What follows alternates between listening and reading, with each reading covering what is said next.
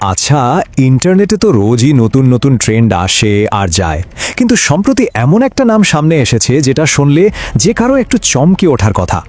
Cockroach জনতা party, মানে একেবারে আক্ষরিক অর্থেই আরশোলাদের দল। এখন প্রশ্ন হলো, এটা কি নেহাতি একটা নিছক ভাইরাল স্যাটায়ার বা ইন্টারনেট জোক, নাকি সত্যি সত্যিই দেশের কোনো বড়সড় রাজনৈতিক পরিবর্তনের ইঙ্গিত লুকিয়ে আছে এর পেছনে? চলুন আজ এই আনকরা এবং উল্কার বেগে ছড়িয়ে পড়া অদ্ভুত ইন্টারনেট মুভমেন্টের একদম গভীরে গিয়ে আসল ব্যাপারটা বোঝার চেষ্টা করি। বিষয়টা আসলে কতটা চমকপ্রদ সেটা একটা তথ্য দিলেই পরিষ্কার হয়ে যাবে।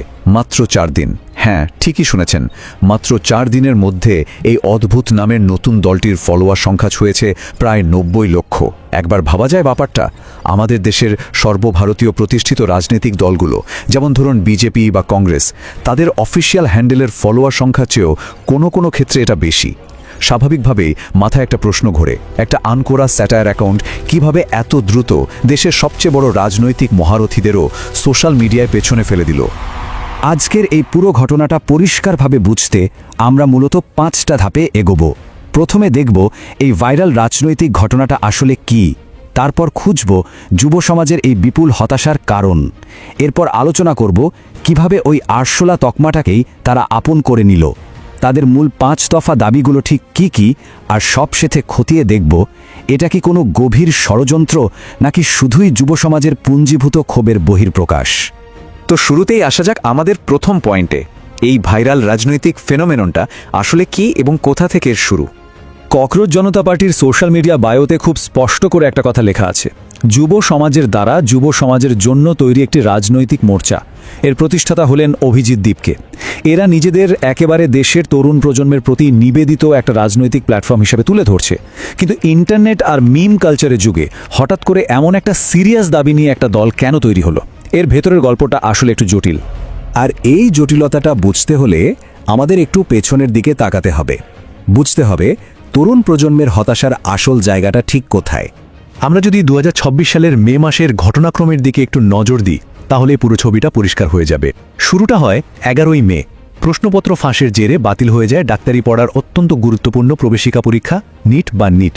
এরপর মে মাসের মাঝামাঝি সময়ে সুপ্রিম কোর্টে শুরু হয় এই সংক্রান্ত একটি মামলার শুনানি, আর ঠিক তার পরপরই 16 থেকে 17 মে নাগাদ ইন্টারনেটে আত্মপ্রকাশ করে এই সিজেপি বা ককরোচ জনতা পার্টি। মানে বুঝতেই পারছেন কারণ থেকে ফলাফলের টাইমলাইনটা কতটা পরপর সাজানো। শুধু একটা সংখ্যা দিয়ে ব্যাপারটা বোঝার চেষ্টা করা যাক, 22 লক্ষ।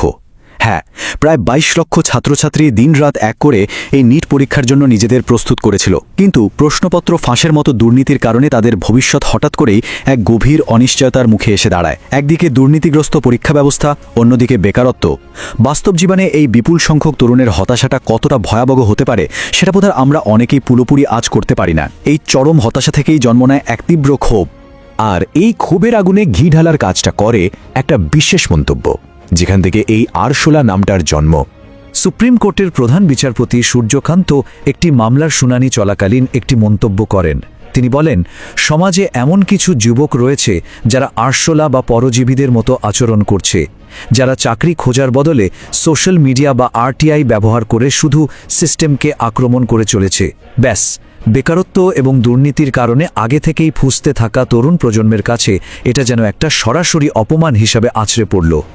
অবশ্য এরপর পরিস্থিতি কিছুটা সামাল দেওয়ার চেষ্টা করা হয়।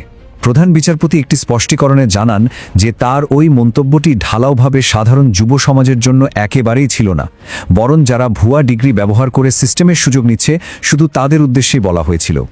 তিনি তরুণ প্রজন্মের প্রতি তার সম্মানের কথাও জানান, কিন্তু ততক্ষণে যা হওয়ার হয়ে গেছে। যুব সমাজ এই স্পষ্টীকরণ মানতে নারাজ। তারা পুরো বিষয়টাকে নিজেদের প্রতি সিস্টেমে ছুড়ে দেওয়া এক গভীর ব্যক্তিগত অপমান হিসাবেই ধরে নেয়। আর ঠিক এই অপমানের জায়গা থেকেই উঠে আসে এক নতুন প্রতিবাদের ভাষা, এক আন্দোলন, এক দেশ, এক পরিবর্তন। তরুণ প্রজন্ম ঠিক করল তারা এই আরশোলা বা পরজীবী অপমানটাকেই একটা ব্যঙ্গাত্মক হাতিয়ার হিসেবে ব্যবহার করবে। তারা সার্কাস্টিকভাবে নিজেদের এই নামেই ডাকতে শুরু করল, আর ইন্টারনেটে তৈরি হলো একটা বিশাল ঐক্যবদ্ধ ডিজিটাল প্রতিবাদ। অপমানকে কিভাবে একটা রাজনৈতিক অস্ত্রে পরিণত করতে হয় এটা বোধহয় তার একটা অন্যতম সেরা উদাহরণ। তবে শুধু মিম বা স্যাটায়ার নয়, এই দলটির কিন্তু একটা রীতিমতো নির্দিষ্ট পলিটিক্যাল ম্যানিফেস্টোও রয়েছে। চলুন তাদের সেই দাবিগুলো একটু দেখে নেওয়া যাক। ককরোচ জনতা পার্টির মূল দাবি হচ্ছে 5টি।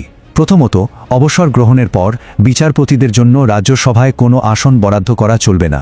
দ্বিতীয়ত, প্রতিটি ভোটের সম্পূর্ণ সুরক্ষা নিশ্চিত করতে হবে। তৃতীয়ত, মহিলাদের জন্য 50% সংরক্ষণ রাখতে হবে।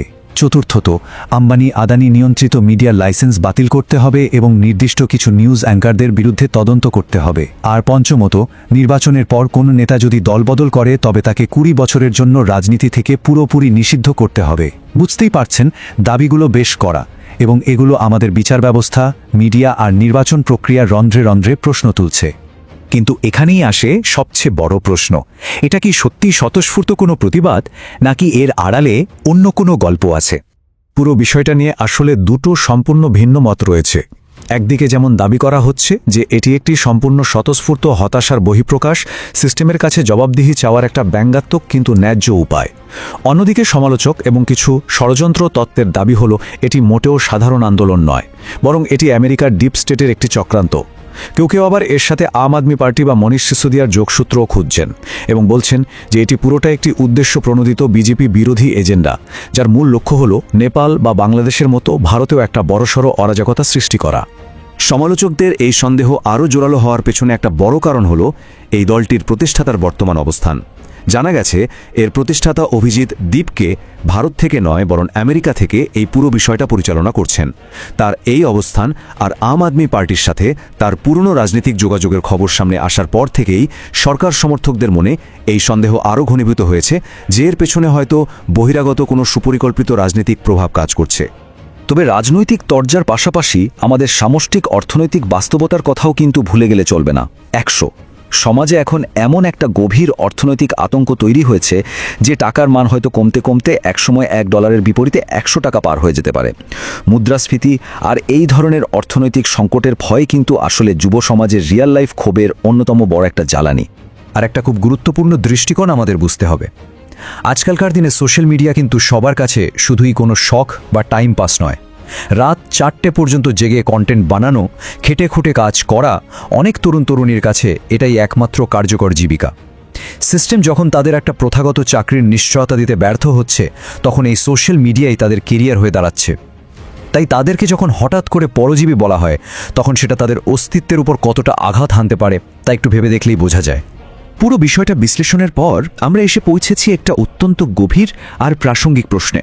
প্রাক্তন প্রধানমন্ত্রী অটল বিহারী বাজপেয়ীর সেই বিখ্যাত উক্তিটা মনে পড়ে যায়, সরকার আসবে আর সরকার চলে যাবে, কিন্তু এই দেশটাকে বাঁচিয়ে রাখতে হবে। গণতান্ত্রিক ব্যবস্থায় ক্ষোভ প্রকাশ করার অধিকার আমাদের সবার আছে, কিন্তু একটা কথা তো ভাবতেই হবে, সেই ক্ষোভের বহিঃপ্রকাশ ঘটাতে গিয়ে আমরা কি দেশের বৃহত্তর জাতীয় স্থিতিশীলতার ভারসাম্য নষ্ট করে ফেলছি? গণতান্ত্রিক হতাশা মেটানো আর দেশের অখণ্ডতা রক্ষার মাঝে যে সূক্ষ্ম রেখাটা আছে, সেটা নিয়ে বোধহয় এবার নতুন করে ভাবার সময় এসেছে। কি মনে হয়?